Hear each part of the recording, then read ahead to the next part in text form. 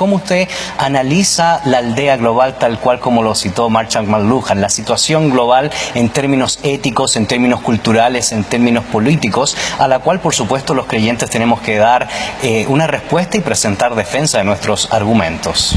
Bueno, yo diría que es más global que nunca. Es decir, posiblemente en estos momentos la agenda más inquietante que provocaría mayor inquietud es la agenda globalista, que no es lo mismo que la globalización. Hay gente que lo confunde, pero son cosas distintas. La globalización significa que en Guatemala tú produces un magnífico chocolate que van a poder comprar en Japón, o que van a poder comprar en California, o que van a poder comprar en Italia. Y al mismo tiempo, pues puedes importar el aceite de Italia o puedes importar el sushi del Japón y todos estamos contentos con ello. Eso es la globalización, que tiene muchos aspectos positivos. La agenda globalista es algo muy diferente.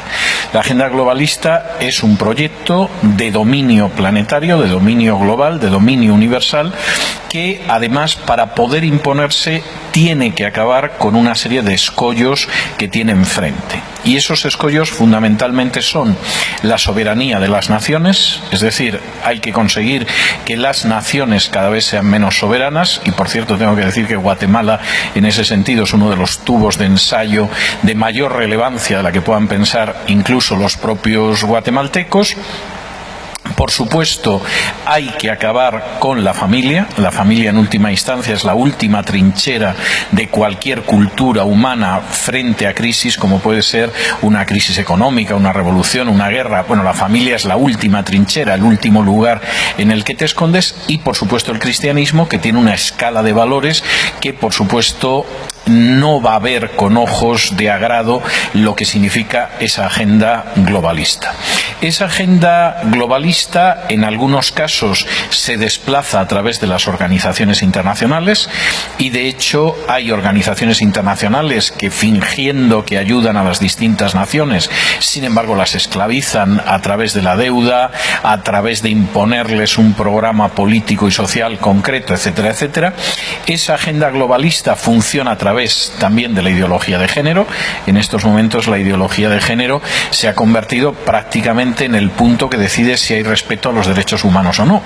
Y porque además la ideología de género va a permitir una reducción de la población. La agenda globalista es una agenda malthusiana, o sea, tiene la idea de que el crecimiento de la población es un crecimiento incontrolable, maligno, etcétera, y eso tenemos que evitarlo. Y efectivamente, si convencemos a una parte de la población para que derive hacia el transgénero, hacia la homosexualidad, y legalizamos el aborto, esto va a permitir reducir la población del planeta, y de una manera aparentemente limpia. Sin embargo, muchos creen que Centroamérica y Guatemala, por ser un país relativamente conservador, esto pareciera que nunca va a llegar. La circunstancia pareciera, profesor Vidal, nos dice o nos dictamina otra situación, y que debemos estar preparados. Bueno, totalmente. De hecho, yo tengo que decir que Hispanoamérica ahora mismo es el campo de batalla. Correcto. Es decir, en Europa, salvo algunas excepciones muy conscientes, como puede ser, por ejemplo, el caso de Hungría, no digamos ya Rusia, Europa se ha rendido a la ideología de género. La ideología de género, incluso en países como España, implica que aquel que no acepte impartir la ideología de género puede ir a prisión. Es decir, puede ser multado, puede ser expulsado de su trabajo como docente, y en un momento determinado pues puede acabar incluso en la cárcel, lo cual es una situación muy grave. Y en Europa hay una pequeña resistencia, el caso de Hungría y de Polonia dentro de la Unión Europea y fuera de la Unión Europea por parte de Rusia. En el caso de Asia, evidentemente pretender que la ideología de género va a ser admitida por el mundo islámico es algo impensable. China está resistiendo también, porque China considera que la ideología de género es como el opio que envenenó a los chinos en el siglo XIX. Es decir, ellos dicen, igual que Gran Bretaña nos obligó a aceptar el opio para envenenar a la población china y someternos, el actual opio es la ideología de género. Y entonces el campo de batalla es Hispanoamérica. Hispanoamérica, que tiene el precedente tristísimo de España, de otras naciones europeas, y por supuesto Hispanoamérica sin ningún tipo de excepción. Es decir, decir, la idea es que eso vaya desde el Río Grande hasta la Tierra del Fuego y que, por supuesto, incluya incluso los pequeños países de Centroamérica, no solo Argentina o el Brasil o Chile o México, sino que esto afecte a los pequeños países. Por supuesto, nos gustaría escuchar qué podemos hacer nosotros como cristianos y como iglesia, pero antes le ha tocado resistir muchas cosas y eso le ha traído muchas consecuencias en su propia vida. Mira, yo creo que tenemos que defender las posiciones en las que creemos. Y cuando algunos piensan que pactando con el mal te va a dejar vivir tranquilo, y están olvidando ese pasaje del Sermón del Monte donde Jesús dice que cuando la sal no sala, el resultado no es que la sal queda tranquilita en su estante, sino que la tiran y la pisotean. Y esta es una situación que yo he vivido con enorme dolor en el caso de mi país de origen, que es España. Yo recuerdo cuando en el año 2004 empezaron a aparecer las primeras normas de ideología de género en España, que las voces que se alzaron frente a eso fueron voces muy escasas, entre ellas la mía. Y desde luego desde ese momento empezaron, por supuesto, toda la cuestión de amenazas, etcétera, etcétera. Sin embargo, en muchos casos hubo cristianos que dijeron: este no es nuestro problema, mantengámonos tranquilos dentro de las cuatro paredes de nuestro templo, no avisemos a la sociedad, no defendamos la verdad del Evangelio, vamos a estar tranquilos. ¿Qué ha sucedido?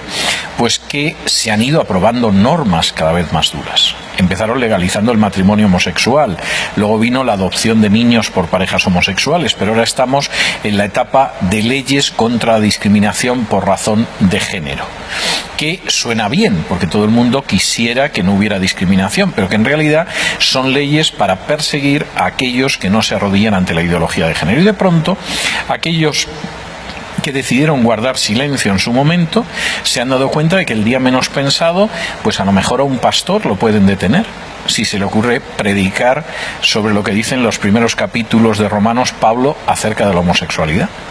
O que de pronto un día le pueden llegar dos lesbianas a su iglesia diciendo que quieren que las case, y como diga que no las case, le pueden denunciar por discriminarlas por razón de género, etcétera. Y entonces el no haber sido sal en su momento implica que ahora mismo esa sal la están pisoteando.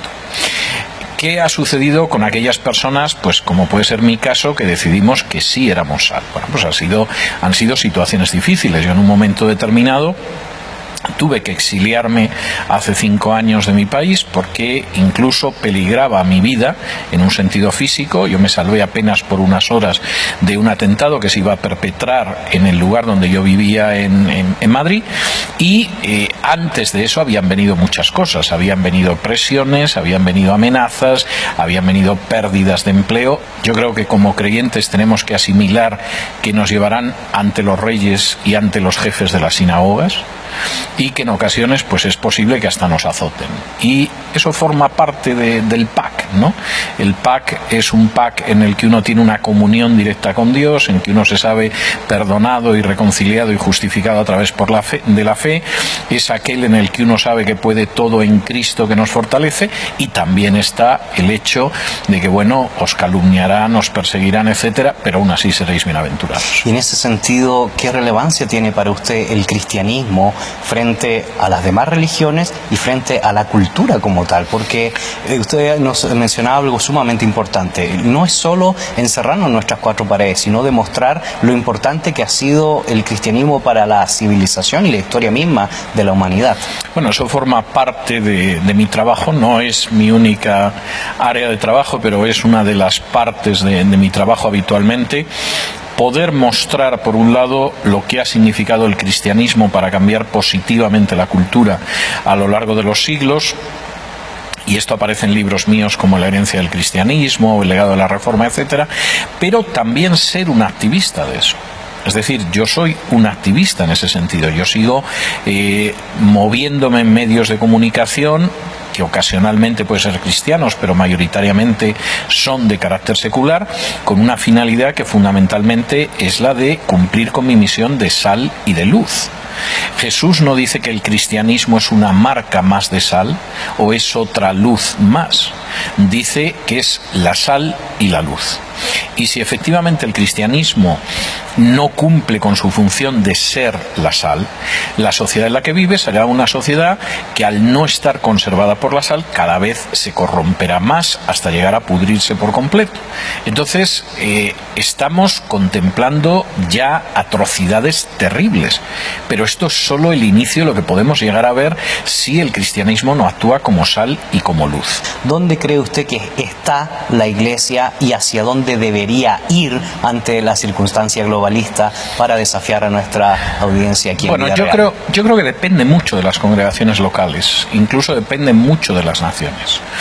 Es decir, yo conozco congregaciones locales que son muy conscientes de los signos de los tiempos y que están actuando en esa dirección. Y hay que decir que, por ejemplo, la oposición a la ideología de género que se ha producido en los últimos tiempos en el Perú, en la República Dominicana, en Argentina, etcétera, ha estado muy relacionada con las iglesias evangélicas, no con todas, lamentablemente, pero sí con algunas, y tiene mucho que ver a veces con esas iglesias y tiene mucho que ver con los países. Esto no debería llevarnos a cerrar los ojos ante una realidad muy triste, como es el hecho de que muchísimas iglesias han renunciado a ser sal y luz. Es decir, han llegado a concebir su existencia como iglesias, como vivir felizmente dentro del salero, en el que van entrando ocasionalmente nuevos granos de sal, pero por supuesto esa sal no actúa fuera. El hecho de que, por ejemplo, en España, la FEREDE, que es la federación que, viene a agrupar al 60-70% de los evangélicos, mantenga en su seno denominaciones que casan parejas homosexuales, y que haya protestas de algunas denominaciones diciendo no podemos mantener esta abominación en nuestro seno, y sin embargo su secretario general y en general la cúpula consiente esto, es una muestra de hasta qué punto es fácil infiltrar y corromper organizaciones evangélicas en las que sin duda hay gente que es muy íntegra, pero la organización como tal dejó de serlo hace mucho tiempo. Y esto debería ser un clarinazo de alarma. Tenemos que ver las señales de los tiempos y no solo verlas y decir, esto significa que Cristo está cerca. Eso no lo podemos saber. Tenemos que ver las señales de los tiempos y cumplir con nuestra misión. Y nuestra misión es ser la sal y la luz en una sociedad que, si no tiene esa sal, se corromperá, y si no tiene esa luz, lo único que puede hacer es tropezar en medio de las tinieblas.